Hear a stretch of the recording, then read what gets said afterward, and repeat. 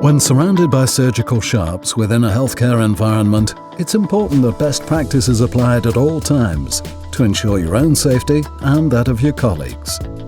Incorrect handling of surgical blades can potentially lead to accidental sharps injuries, as well as damaging the blade's cutting edge, which will adversely affect its efficiency during use. The risk of sharps injuries can be reduced with the correct training in safe handling procedures and best practice when fitting and removing a blade from the handle, which should never be attempted using your fingers. When attaching the surgical blade, you should grip the blade with needle holders on the top side away from the cutting edge, thus avoiding any damage. Hold the corresponding handle in your other hand with the bayonet facing up. Align the slot in the blade with the fitment on the handle and partially engage the blade. To assist assembly, flex the blade slightly upwards when sliding it onto the handle.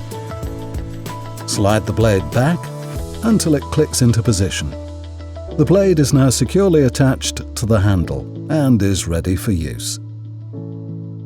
To safely remove the surgical blade from the handle on completion of the procedure, grip the blade with the needle holders towards the back edge of the blade, making sure that the cutting edge is facing away from the hand and body.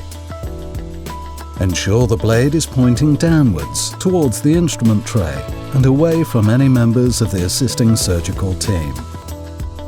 Whilst holding the handle firmly, lift the back edge of the blade with the needle holders and slide the handle away from the blade and place it into a needle counter box or container for the final count.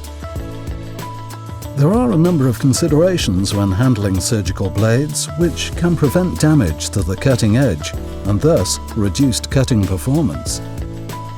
When removing the blade from its protective foil packet, make sure it's not dropped onto a hard surface or into a metal kidney dish.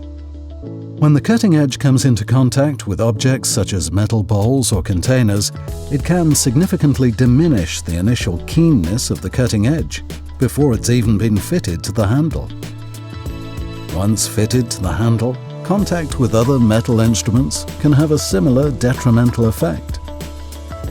The reasoning becomes clear when we look at high-resolution images under magnification of the damage which has occurred when a blade is dropped into a metal dish or caught on a surgical instrument. The cutting-edge performance can be further reduced during usage by contact with bone, cutting through granular tissue types, or by exerting excessive lateral pressure.